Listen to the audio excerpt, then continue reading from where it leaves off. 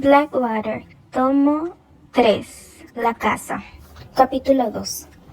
Las monedas del bolsillo de Quickney. Tras su turbulenta llegada a Perdido 6 años antes, Quickney Strickland estaba ya establecida en el pueblo. Ella y sus hijos habían adquirido una identidad que iba ya más allá de los vástagos de los Caskett. Sin Blanca. Era de dominio público en Perdido que el tercer hijo de Quickney, Daniel Joseph, a quien todos llamaron Danjo desde que nació, era fruto de una violación que Quickney había sufrido a manos de su marido, de quien estaba separada. También se sabía que el padre de Danjo era un indeseable, que Quickney no quería reconciliarse con él y que lo mejor que podía pasarle a Danjo era crecer sin haber visto siquiera una fotografía de aquel hombre. En Perdido, Quickney se había ganado la reputación de gorrona. Aquella consideración, aunque justa, le repugnaba. Poco después del nacimiento de su tercer hijo, le anunció a James su intención de buscarse un empleo. Que no quería que nadie más en el pueblo tuviera que asumir una carga que consideraba exclusivamente suya, la contrató como su secretaria personal. Su sentido de la responsabilidad hacia su desafortunada e indigente cuñada pudo más que sus dudas acerca del alcance de sus habilidades administrativas y sus recelos sobre cómo sería tener que convivir con ella a diario en la oficina del aserradero. En el verano de 1925, James la había enviado a Pensacola para que tomara un curso de mecanografía en el Instituto de Mecánica de la ciudad, con lo que Quickney había gozado de un merecidísimo descanso de las exigencias de sus hijos, Malcolm, Lucille y el pequeño Danjo. Y como James no quería meter a esos niños revoltosos en su propia casa, que estaba llena de objetos frágiles y valiosos, había enviado a Grace a casa de Quickney para cuidarlos. Quickney regresó convertida en una diestra mecanógrafa y pronto se hizo indispensable para su cuñado, a quien proporcionaba lápices, consejos y café, además de escuchar comprensivamente sus tribulaciones y liberarlo de las llamadas molestias. Tanto en su faena oficial como en la más privada, Quickney demostró una valía muy superior a lo que James Caskett habría podido imaginar, y pronto supo todo lo que había que saber sobre el funcionamiento del aserradero de los Caskett. Y como seguía siendo próxima a Elinor, ésta a su vez se enteró de las pocas cosas que su marido no le había contado. Elinor la había entrenado hacía ya tiempo para que fuera su espía, un cargo que seguía ocupando. Su proximidad respecto a James Caskett y Elinor le brindó seguridad y poco a poco se fue calmando. Durante su primer año en Perdido no había dudado en recurrir a una efusa hipocresía para lograr lo que quería.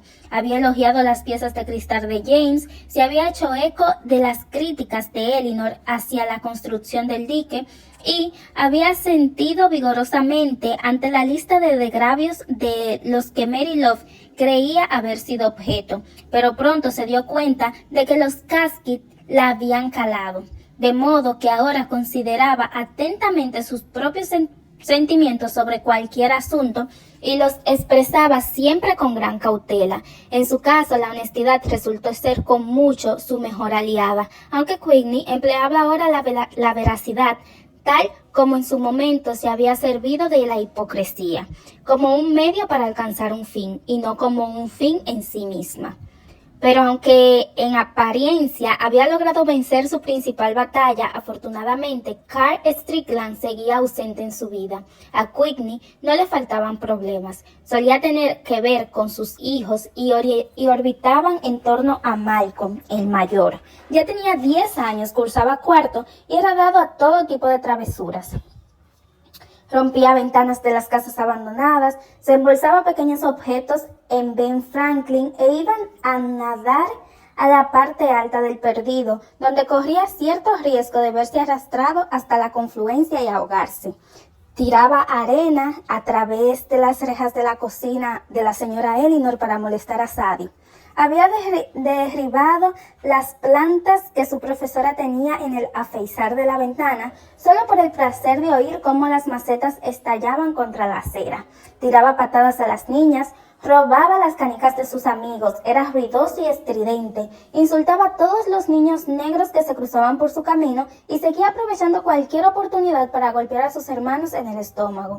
Cada vez que sonaba el teléfono en el despacho de James, Quickly temía que fuera otra llamada de la escuela para quejarse del comportamiento de Malcolm. Lucille, de 8 años, no ponía tan de nervios a su madre, pero aunque así también le causaba unos cuantos problemas. Lucille era astuta, aunque Quickly no destacaba nunca esa faceta de su hija, ni siquiera ante Elinor. Lucille mentía cuando le convenía. Su madre no podía arroparla en la cama sin que ésta le susurrara al oído algún agravio que su hermano había cometido contra ella. Si decía que necesitaba unos zapatos nuevos, no dudaba en subir al dique, desoyendo las órdenes de su madre y arrojar deliberadamente uno de los mejores pares de charol al agua fangosa del perdido, validando así su deseo. Por último, el tercer hijo, Danjo, de 4 años, era el depositario de las mayores esperanzas de Quickly. Era un niño notablemente distinto a sus hermanos. De hecho, era todo lo que estos nunca habían sido: tranquilo, silencioso, sincero, agradable y educado. Era como si un conocimiento intuitivo de las infelices circunstancias de su concepción hubieran templado todo su ser. Era el único de los hijos de Quickly al que James permitía entrar a su casa, y el único que Mary Love se agachaba para besar, y el único al que Elinor invitaba a sentarse junto a ella en el columpio. Danjo se comportaba como si debiera su existencia a la generosidad y a la tolerancia de los demás, y como si pensara que a la primera actitud impropia o palabra fuera de lugar, 100 manos lo agarrarían y lo lanzarían al río sin contemplaciones. Por lo general, el hecho de no caerles bien ni a su hermana ni a su hermano se consideraba un punto a favor de Danjo. Durante su baño nocturno, Quickly solía encontrar algún moratón o marca de pellizco nuevo que Malcolm o Lucille le habían dejado disimuladamente. Los profesores de la escuela resoplaban de alivio cada vez que Malcolm pasaba de curso. Soportaban con pétrea resignación la presencia de la deshonesta Lucille y suspiraban con el mismo pensamiento: Dios, qué ganas de tener al pequeño Danjo Strickland en mi clase. Qué niño tan encantador. Después de Malcolm y Lucy, me lo he ganado. Quickly no sabía absolutamente nada sobre las actividades, el paradero o el estado de su marido. Teniendo en cuenta el tiempo que hacía ya que no se aparecía, pensaba que era muy posible que se lo impidieran los barrotes de hierro y los muros de una prisión. En cualquier caso, Quickly sabía que James y Oscar, que ya habían acudido a su auxilio en otras ocasiones, la protegerían de Carl, pero aún así siempre temía que éste la asaltara por sorpresa. Por la noche su casa estaba cerrada a cal y canto y era más inaccesible que cualquier otra de Perdido. De hecho, a esas horas era más fácil que un intruso entrara en el banco de Perdido que allí. Si Quickly se sentaba en el porche, siempre tenía una vía de escape por si de pronto Carl se aparecía en la calle. Cualquier automóvil desconocido que se paraba delante de la casa generaba inquietud. Temía al cartero porque podía llevarle mensajes de Carl. Odiaba descolgar el teléfono de la casa por miedo a que la voz de Carl la saludara desde el otro lado. Pero todas sus preocupaciones fueron inútiles. Cuando Carl regresó, Quickly no estaba preparada ni para la hora ni para la forma en que se presentó. Una tarde, al volver del trabajo, lo encontró tranquilamente sentado en el porche de su casa con el pobre Danjo cautivo sobre su regazo. Lucille y Malcolm estaban a salvo dentro de la casa y le hicieron expresivas señas a través de la puerta mosquitera. «Mamá», gritó Malcolm con un susurro teatral mientras ella subía los escalones. «Hemos cerrado con llave, no lo hemos dejado entrar». «Hola, Quickly», saludó Carl en voz baja. «¿Cómo estás?» Llevaba traje y parecía incómodo. De repente, Quickly sintió todo el peso del mundo sobre sus espaldas. Se dio cuenta de lo feliz que había sido durante los últimos 5 años, de cómo no había tenido ni un momento de verdadera inquietud, de cómo nunca le había faltado dinero, compañía, ni se asombró al reparar por primera vez en ello. Pero la reaparición de su marido en Perdido hizo que todo eso desapareciera al instante. «¿Qué haces aquí, Carl?». He venido a verte, Quickney. ¿De dónde ha salido este chico? Quickney no respondió. ¿Te has sentido sola, Quickney?, preguntó Carl con una mirada de soslayo. No, respondió ella, ni un poquito. Hizo un gesto a Malcolm y Lucille para que se alejaran de la puerta. Estos se retiraron unos pasos, pero volvieron casi de inmediato en cuanto su madre les dio la espalda. Quickney se sentó en la mecedora frente a Carl. «Devuélveme a mi niño», dijo. «¿De quién es?», preguntó Carl sin soltar a Danjo. «Es tuyo». «¿Estás segura, Quickney? Tal vez cometiste un error». «No he cometido ningún error. Danjo, ven aquí». «Dale un beso a tu papá», dijo Carl. Danjo se zafó de Carl y corrió a refugiarse en el regazo de su madre. «¿Dónde has estado?», preguntó Quickney, que no miraba a su marido sino al otro lado de la calle. «Aquí, allá». «¿Dónde te han encerrado esta vez?». «En Tallahassee», dijo él y esbozó una sonrisa. «¿Por qué fue ahora?». «Da igual».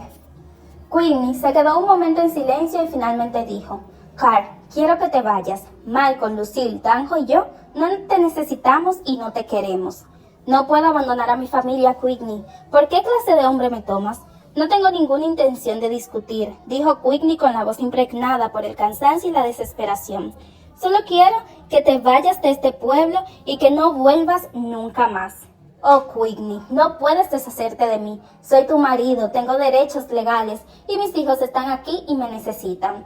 Malcolm es uno de los buenos, créeme, y Lucille es una muñequita, y este niño, Danjo, voy a ayudarte a criarlo como es debido». Quickney se levantó y se dirigió hacia la puerta. Carl se levantó de inmediato y la siguió. «Abre la mampara», le dijo Quickney a Malcolm, cambiándose a Danjo de brazo. «Quiero que se vaya», exclamó Lucille. «Ay, niña», protestó Carl. «Abre la mampara», repitió Quickney. Malcolm lo hizo de malos modos.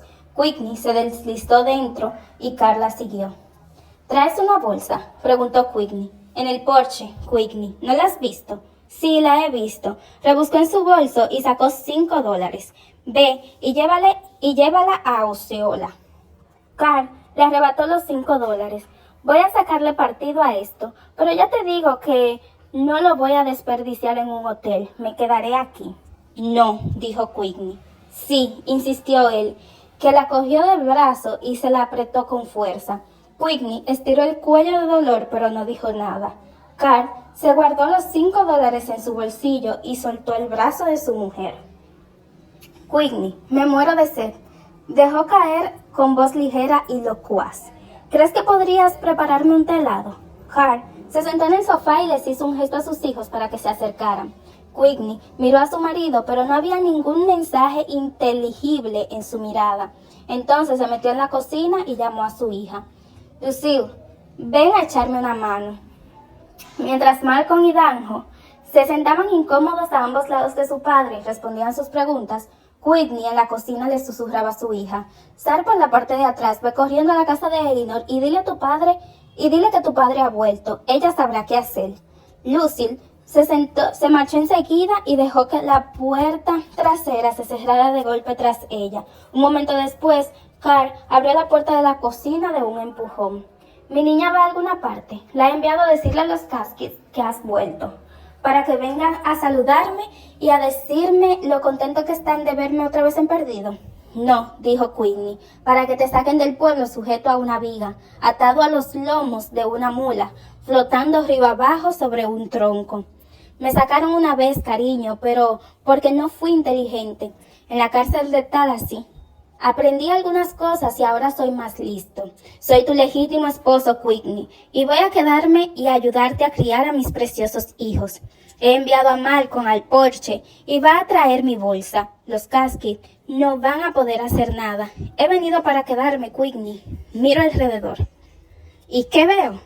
Veo una bonita casa, veo a mis hijos y a mi esposa, veo comida de sobra. ¿Hay alguna razón por la que deba irme?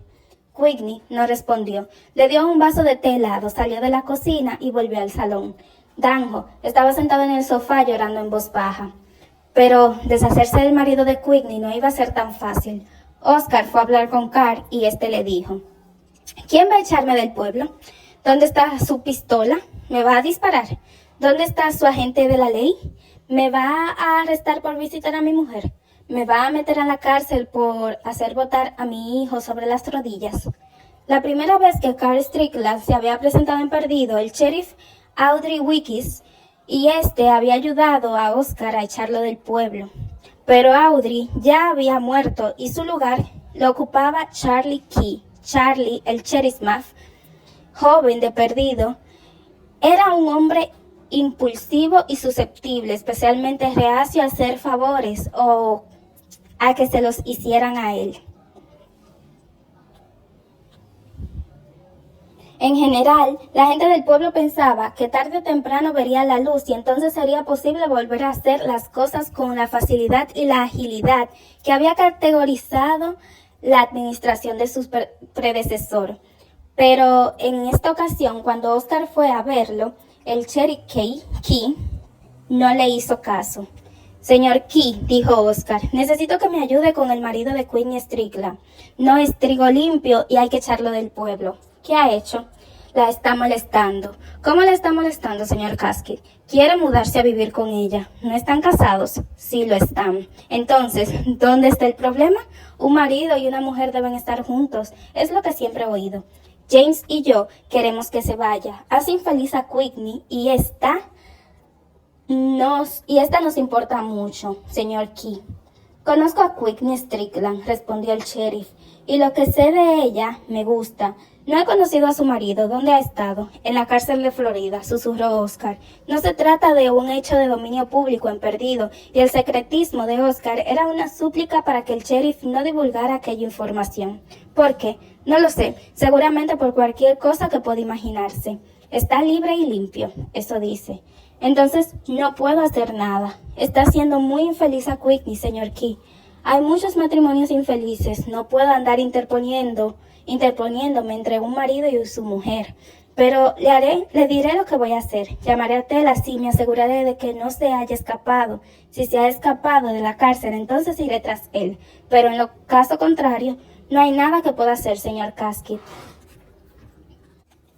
El sheriff Key quería demostrar a Oscar y a los Caskey que por muy importantes que fueran en Perdido, no iban a recibir ningún trato especial por parte de las fuerzas del orden y la justicia. Oscar lo entendía, pero sabía que quien iba a sufrir las consecuencias de los escrúpulos del sheriff era Quickney. Decidió no discutir más con él y de vuelta a casa. Comunicó la decepcionante noticia a su mujer y a Quickney, que lo esperaban en el porche. Eleanor estaba indignada, pero su ira no iba a persuadir al señor Key, y sin no había nada que hacer. Ese hombre me hizo la vida imposible en Nashville, y ahora me va a arruinar la vida también aquí, dijo Quickney a Oscar y Eleanor. Ustedes saben lo que es llegar a casa del trabajo todos los días sabiendo que va a estar ahí sentado en el porche preguntando qué le voy a preparar para cenar. Oscar, dijo Eleanor, ¿por qué no vas allí con tu pistola y le pegas un tiro? Quickney y yo te esperaremos aquí hasta que vuelvas. No voy a dispararle a Carl Strickland, Eleanor. Quickney, ¿crees que si le ofreciera dinero se irá? Debe de haber venido por eso, ¿no? Porque tú tienes trabajo y una casa y todo eso. No servirá de nada, suspiró Quickney. James le ofreció $200 al mes si se iba a vivir a 2 estados de distancia, pero Carl no lo aceptó. Dijo que quería estar cerca de sus queriditos hijos. Temo por esos niños, la verdad. No ha sido nada fácil criarlos sola. El pobre Malcolm no ha salido como yo habría querido y ya se ha metido en un montón de problemas, pero no quiero ni pensar lo que les va a hacer Carl. Oscar, de verdad que creo que deberías ir y pegarle un tiro a ese hombre. ¿Quieres que me metan en la cárcel, Eleanor? Porque ahí es donde terminaría. Tendría que venir a visitarme en el penal de Atmore. Pasaría todo el día excavando patatas y tostándome al sol. Eso es lo que hacen los asesinos en Atmore. No había nada que hacer. Las amenazas de Oscar no tenían ningún efecto sin el respaldo de la autoridad. Carl había cumplido interrogantemente su condena tras atracar una farmacia de Defuniak Springs. y golpear al propietario con la pistola. Y ahora no se le podía acusar de hacer nada contrario a la ley. No trabajaba. ¿Qué necesidad tenía de trabajar cuando su mujer ya ganaba un buen sueldo, cuando tenía una casa libre de deudas y cuando había comida en la mesa y ropa para sus hijos? Quigley estaba destrozada. Cada vez que James entraba en su despacho, ella trataba de disimular que había estado llorando. Con palabras afables, James intentó convencer a su angustiada cuñada de que la presencia de Carl era solo temporal. Cuando llegue el momento, subiré mi oferta y un día él la aceptará. Ya falta poco, Quigley, pronto se mudará. Carl se había bañado del dormitorio de su mujer. Quigley dormía en el sofá del salón o a veces con Lucille. Nadie sabía con certeza qué hacía Carl durante el día. Después de que James recogiera a Quigley por la mañana, solía coger el coche de su mujer y se iba a alguna parte. Alguien le dijo a Elinor que lo había visto en el hipódromo de Cantonment. Otra persona lo había visto comiendo ostras en un restaurante en el muelle de Mobile y también en el porche de la casa con la luz roja de Battenborough. Pero cuando Quigley volvía del trabajo siempre se lo encontraba sentado en el porche delantero. «Oye, Quigley, ¿qué hay para cenar?», decía entonces. «Me muero de hambre». Una noche Quigley llegó a casa y vio que Carl tenía un gran moretón en el ojo izquierdo. No le preguntó qué había pasado ni le dirigió una sola palabra de compasión. No le pidió que no se metiera en líos más graves. «Apuesto que te encantaría que me hubiera arrancado la cabeza entera, ¿verdad?», dijo Carl con su habitual mirada de soslayo. «Apuesto a que no te importaría mucho quedarte viuda, ¿a qué no?». «Creo que podría soportarlo», contestó Quigley sin ninguna emoción. «Apuesto a que incluso has elegido ya mi ataúd». Quigley se metió la mano en el bolsillo del vestido y sacó 2 monedas. «¿Ves estas 2 monedas de cuarto?», preguntó. «Sí, son para ti». «Tráelas para acá, pues». Carl extendió las manos para cogerla, pero Quigley las apartó. «No, son especiales». «¿Especiales? ¿Por qué?». «Me las dio Ivy Sapp cuando estuve ayer en la casa de Mary Love». «¿Esa negra gorda? ¿Qué hace esa dándote dinero?».